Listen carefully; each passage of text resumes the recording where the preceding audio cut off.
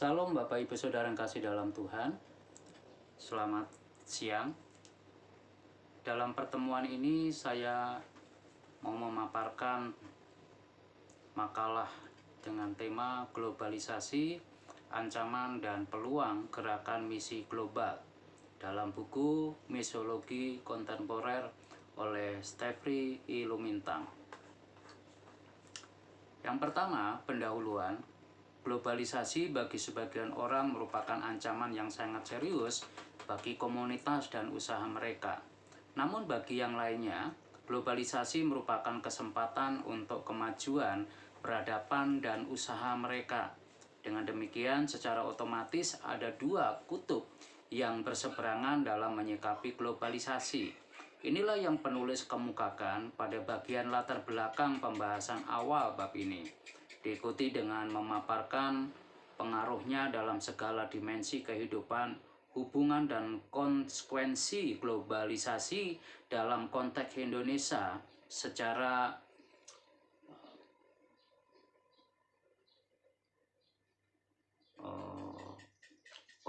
secara khusus mencermati pengaruh globalisasi dalam konteks kekristenan di Indonesia. Tantangan yang muncul bersamaan atau mengikuti arus globalisasi bagi kekristenan diteruskan dengan mengungkapkan konsekuensi global dalam konteks Indonesia. Secara khusus, penulis mencermati pengaruh globalisasi dalam konteks kekristenan di Indonesia dan langkah-langkah yang harus dicapai oleh gereja dan implikasi globalisasi baik misi gereja, khususnya gerakan misi di era globalisasi. Pengertian globalisasi. Pengertian globalisasi dapat diartikan sebagai berikut. Pertama, globalisasi di dalamnya adalah suatu peralihan aktivitas sosial, politik, dan ekonomi yang melintasi batas-batas wilayah dan benua. Kedua, globalisasi ditandai oleh intensifikasi atau pertumbuhan bidang perdagangan, investasi, keuangan, migrasi, budaya, dan sebagainya yang berskala besar serta antar benua. Ketiga, globalisasi dapat dihubungkan dengan suatu percepatan interaksi dan proses global sebagaimana yang nampak dari sistem transportasi dan komunikasi dunia yang meningkatkan kecepatan penyebaran ide, produk, makanan, informasi, kota, dan penduduk. Keempat, pertumbuhnya ekstensitas dan intensitas percepatan interaksi global yang serta diasosiasikan dengan dampak yang sangat kuat yang ditimbulkan oleh peristiwa-peristiwa yang terjadi sekalipun jauh namun mempengaruhi tempat-tempat yang lain di belahan dunia. Karakteristik dan konsekuensi globalisasi. Globalisasi merupakan proses yang kompleks yang dapat didekati dari semua arah dan dapat diproyeksikan ke segala arah. Maka memahaminya pun adalah sangat kompleks.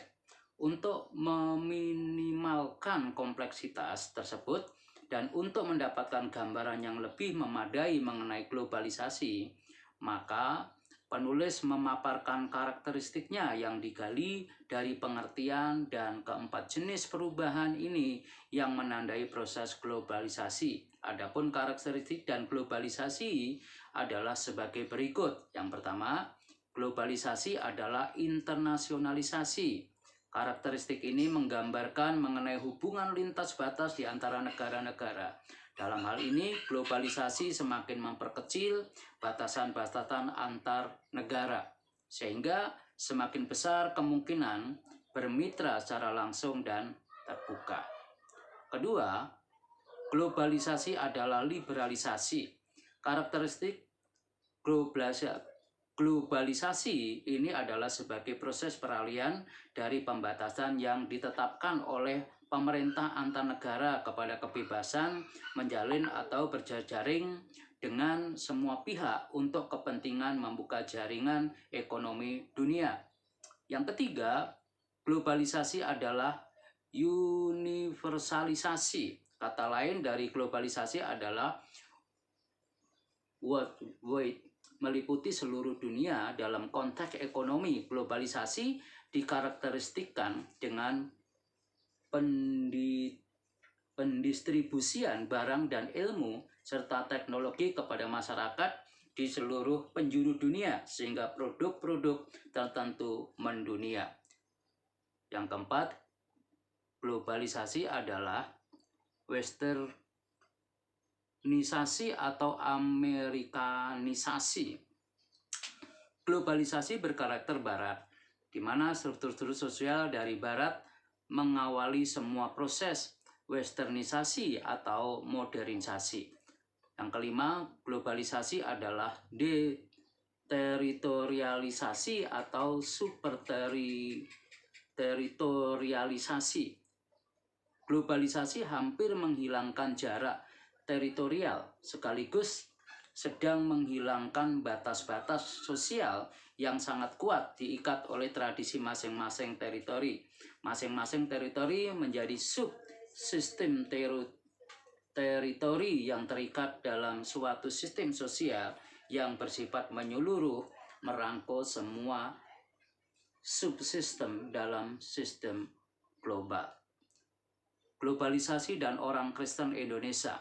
Indonesia tidak bisa menghentikan proses globalisasi yang sudah dan sedang bergulir cepat, namun sekalipun demikian, Indonesia tidak bisa juga membiarkan dirinya berada di tengah arus globalisasi tanpa arah dan pegangan.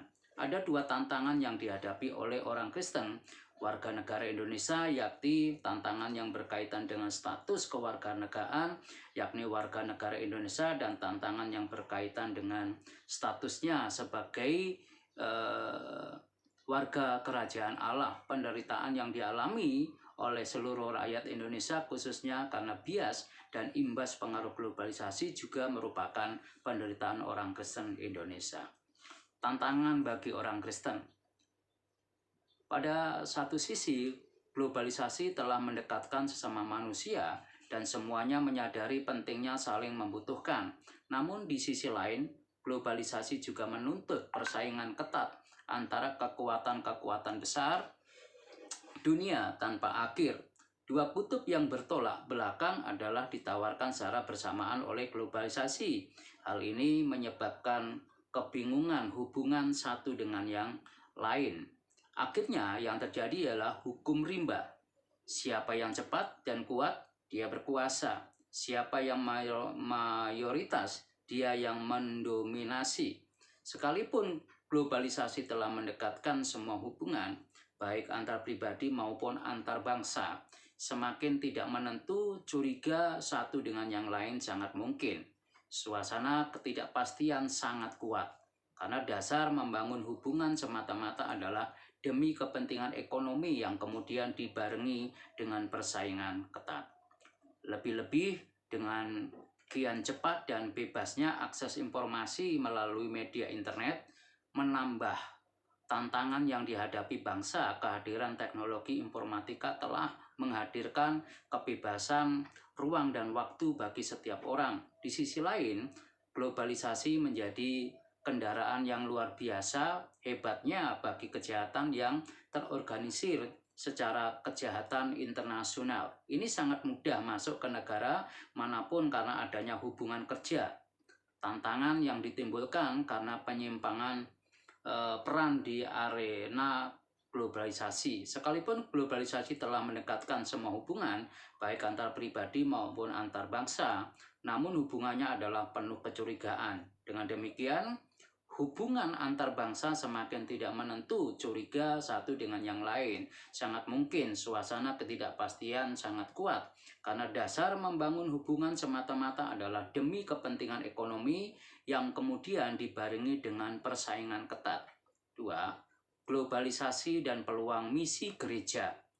Orang Kristen tidak bisa menghindarkan diri dari arus globalisasi, tidak bisa juga memuja-mujanya. Demikian juga orang Kristen tidak bisa meremehkan globalisasi dan tidak bisa membiarkannya. Tidak bisa juga secara langsung menjadikannya sebagai kendaraan untuk kepentingan apapun, termasuk kepentingan ekonomi, politik, bahkan kepentingan misi Kristen. Untuk itu, Sebelum kita sebagai orang Kristen bersikap terhadap globalisasi, hendaknya kita bertanya terlebih dahulu kepada Alkitab mengenai Allah dan globalisasi. Amanat globalisasi, misi globalisasi, Allah dan misi gereja dalam arus globalisasi.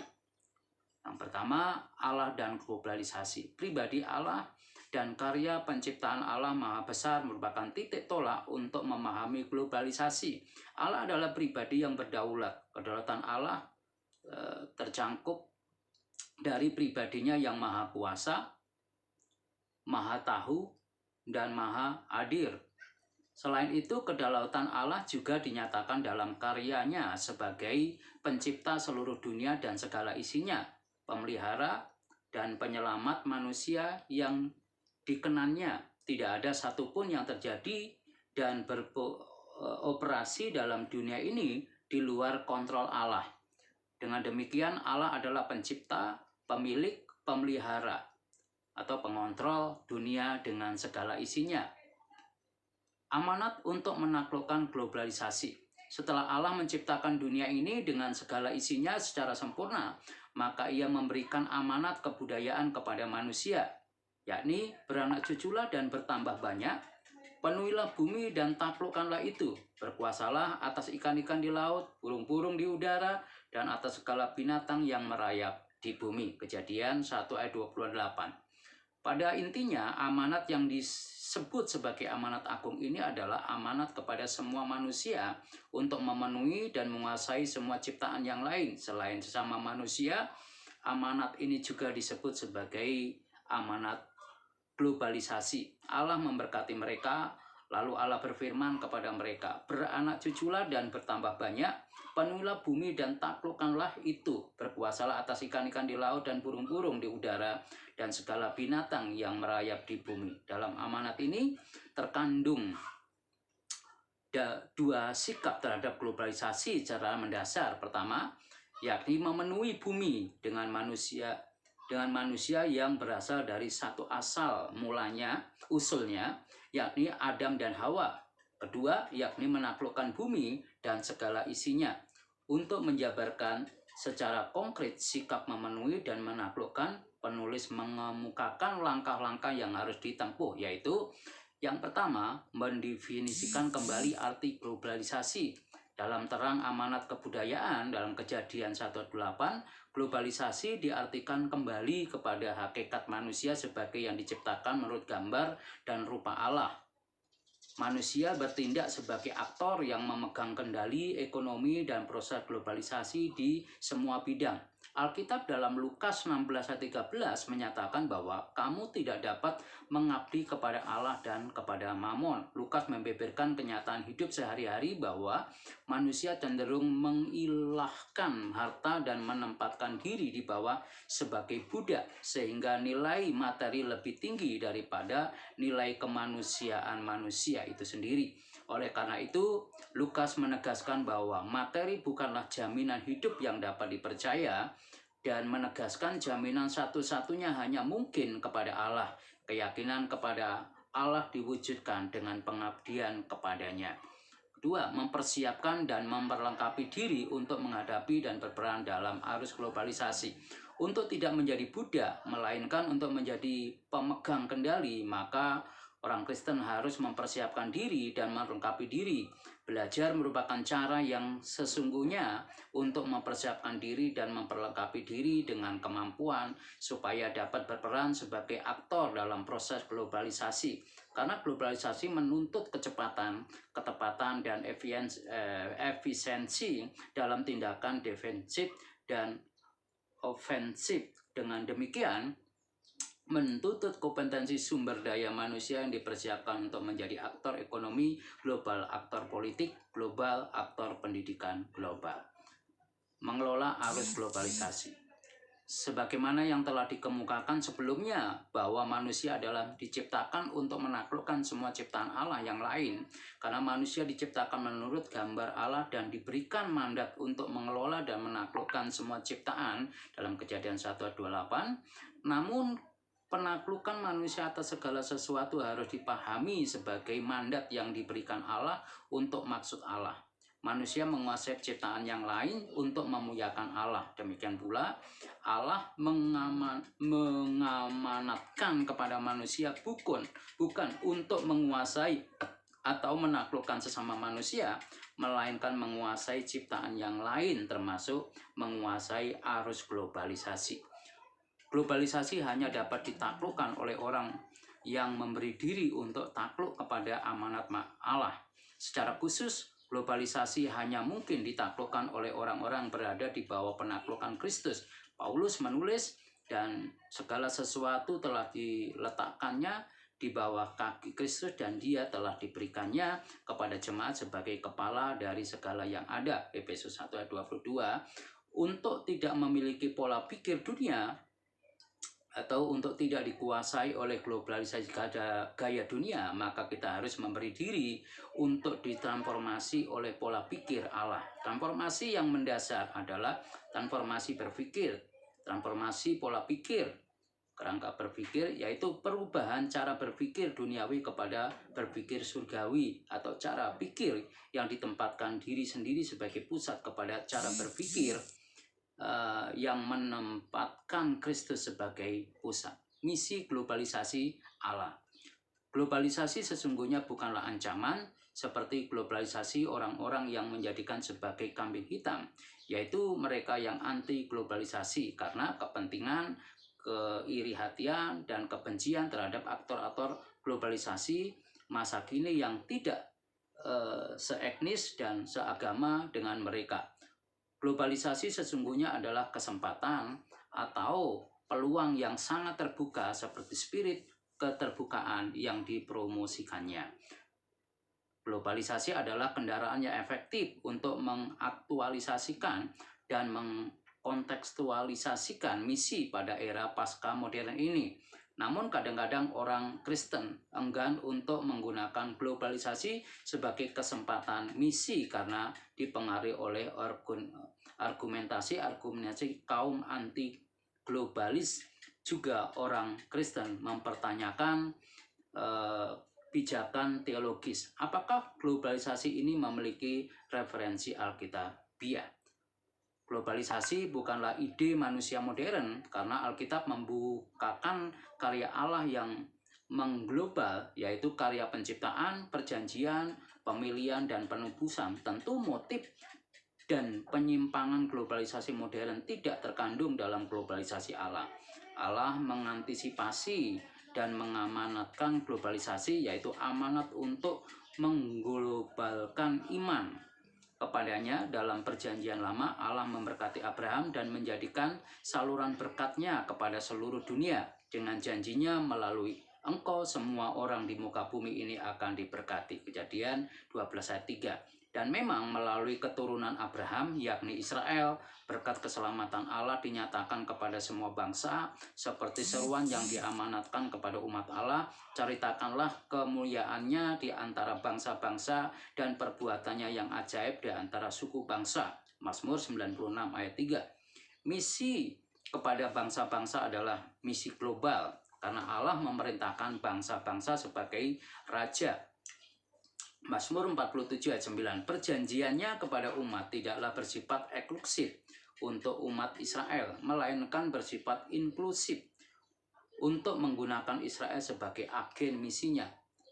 Realisasi misi Allah yang inklusif nampak melalui masuknya orang-orang yang berada di luar bangsa Israel yang tidak menerima perjanjian Allah secara langsung, seperti Rut, wanita Moab. Kemurahan Allah menjangkau semua orang jahat di Niniwe melalui proklamasi Yunus dan Naaman, orang Syria. Berkat keselamatan yang mengglobal ini diarahkan kepada dan disempurnakan oleh perjanjian Allah yang sempurna di dalam dan melalui Tuhan Yesus Kristus. Tuhan Yesus adalah terang untuk bangsa-bangsa yang tidak mengenal Allah, dan dialah keselamatan yang dinyatakan sampai ke ujung dunia. Yesaya 49 ayat 6.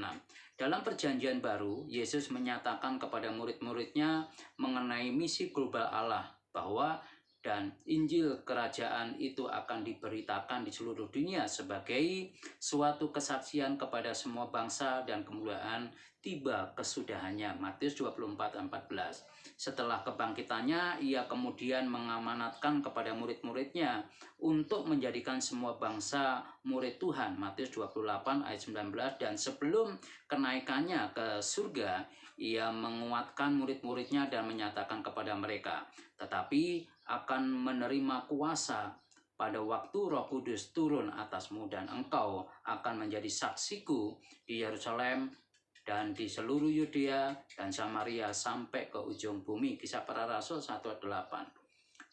Globalisasi gereja dan tantangan kolonialisasi. Mengglobalkan gereja bersamaan dengan mengglobalkan Injil merupakan karya Allah yang mengglobal. Gereja mendunia setelah mandat misi yang global dan penderitaan karena Kristus. Dengan kata lain, mendunianya gereja dipengaruhi oleh respon gereja pada amanat agung dan respon gereja pada penderitaan karena Kristus. Kisah Para Rasul melaporkan perluasan kekristenan setelah peristiwa Pentakosta adalah pekerjaan Roh Kudus yang mengutus, memperlengkapi, dan mendinamiskan gereja dalam melaksanakan misi Allah di dalam Kristus. Kisah Para Rasul juga melaporkan awal perluasan kekristenan melalui penganiayaan. Penganiayaan membuat orang-orang Kristen di Yerusalem tersebar dan memberitakan Injil ke seluruh dunia.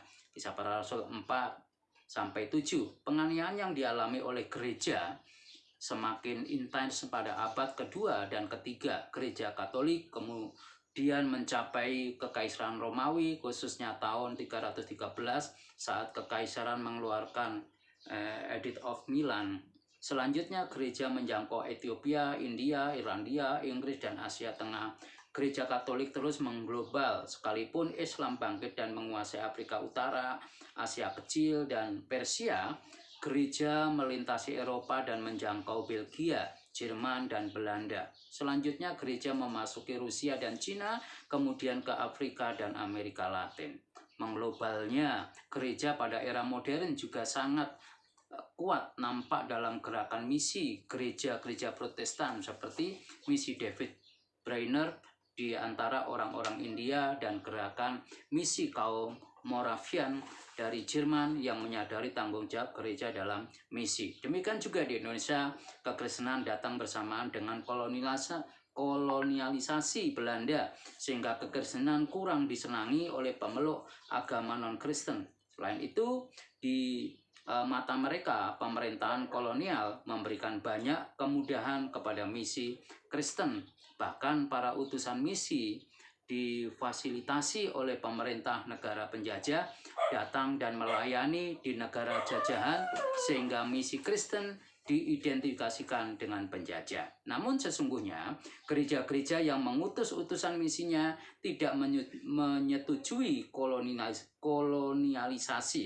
Mereka hanya menggunakan kondisi itu sebagai kesempatan untuk merealisasikan misi gereja, yaitu misi untuk memberitakan Injil kepada orang-orang yang ada di negara-negara yang kebetulan sedang dijajah oleh negara mereka. J. Verkuil misalnya adalah misionaris gereja Belanda yang banyak berperan dalam hal menjembatani perundingan ke arah rekonsiliasi antara pemerintah Indonesia dan pemerintah Belanda. Jadi sesungguhnya globalisasi gereja tidak mengandung kolonialisasi. Kolonialisasi justru merupakan salah satu tantangan misi gereja karena tidak sesuai dengan misi globalisasi Allah. Gereja dipanggil untuk menjadi alat misi Allah dalam dunia untuk memberitakan pendamaian manusia dengan Allah di dalam dan melalui Kristus yang diikuti oleh panggilan untuk mengupayakan kedamaian hidup bersama manusia. Tentu gereja tidak menyetujui kolonialisasi atau neokolonialisasi apapun bentuk dan pendekatannya. Dengan kata lain, akibat negatif yang ditimbulkan oleh penyimpangan arus globalisasi tidaklah disetujui oleh gereja. Globalisasi misi kerajaan Allah. Globalisasi sangat berimplikasi pada tugas misi gereja masa kini. Globalisasi menantang gereja untuk mengglobalisasikan tugas misinya. Dalam arah itu, maka gereja hendaknya memberi diri untuk berubah, mengkaji ulang konsep dan praktek misinya pada masa kini. Gereja harus berfokus pada misi kerajaan Allah. Gereja harus diingatkan terus kepada misi Allah. Globalisasi misi gereja memang haruslah tidak berorientasi pada orientasi tradisional, yaitu pada penginjilan dan penanaman gereja, melainkan berorientasi pada misi holistik dalam perspektif kerajaan Allah. Misi tidak lagi dilihat sesempit tugas penginjilan dan penanaman gereja, melainkan misi dilihat seluas kerajaan Allah. Misi kerajaan Allah lebih besar daripada misi gereja, bahkan lebih besar dari globalisasi itu sendiri, karena gereja dipanggil untuk berada dan berperan melebihi tuntutan peran globalisasi. Di dalamnya, gereja akan menjadi aktor globalisasi yang mengontrol arah arus publikasi ke arah misi globalisasi dalam lingkup misi kerajaan Allah. Misi kerajaan Allah adalah misi yang seimbang dan utuh antara proklamasi dan pelayanan sosial, misi kepada orang miskin dan orang kaya, misi dalam upaya pemenuhan kebutuhan rohani dan jasmani, misi untuk kepentingan surga dan bumi, misi kini dan nanti. Globalisasi misi gereja menyediakan kesempatan bekerja sama antar bangsa dan berkoneksitas secara terbuka dan bebas. Batas-batas negara dilintasi oleh proses globalisasi, sehingga dunia menjadi global village, sehingga penginternasionalisasian berjalan bersama dengan pelokalisasian. Dunia internasional hadir dalam waktu yang relatif singkat dalam teknologi informatika dan relatif cepat teknologi transportasi. Dalam hal ini tidak ada lagi negara yang tertutup, termasuk tertutup pintu bagi misi. Tidak ada negara atau wilayah di mana penduduknya yang tersembunyi. Hal ini merupakan proses yang terbuka untuk misi kepada suku-suku terabaikan dan negara-negara yang tertutup.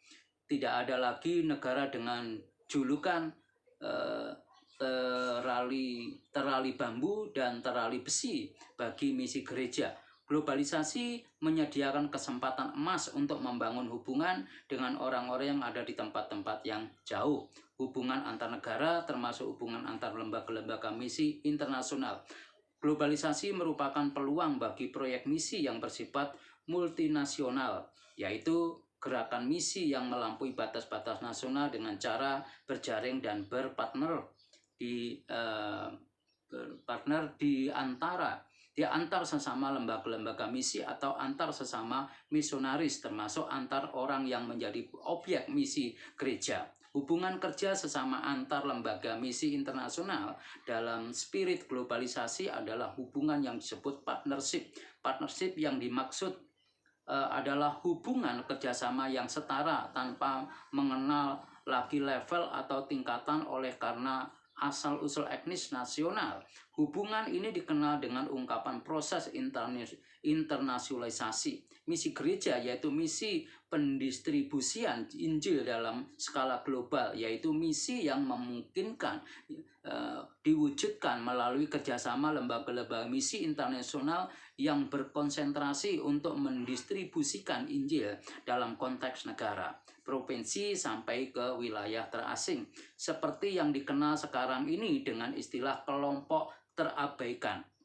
Globalisasi menyediakan peluang besar bagi para misionaris yang dipanggil untuk menjadi misionaris di wilayah misi negara-negara yang tertutup dengan berperan sebagai tent maker, yaitu menjadi misionaris di negara-negara tertentu melalui jalur profesi seperti usaha dagang, dengan jalan membangun kemitraan dengan orang-orang di negeri tersebut sebagai jalan masuk pemberitaan Injil. Globalisasi menyediakan kesempatan dan keterbukaan dan kemitraan para misionaris dari berbagai bangsa untuk fokus ladang misi yang sama. Jaringan antar misionaris juga sangat penting untuk persiapan sebelum ke ladang misi dan untuk memobilisasi gerakan misi yang besar melalui persekutuan dan pelayanan bersama dalam tingkat internasional. Para misionaris juga tidak merasa terasing dan sendirian di negeri asing karena berpartner dengan berbagai misionaris dan berbagai latar belakang bangsa yang ada di dunia ini. Demikian pemaparan saya dalam makalah ini, kiranya kita bisa memahami.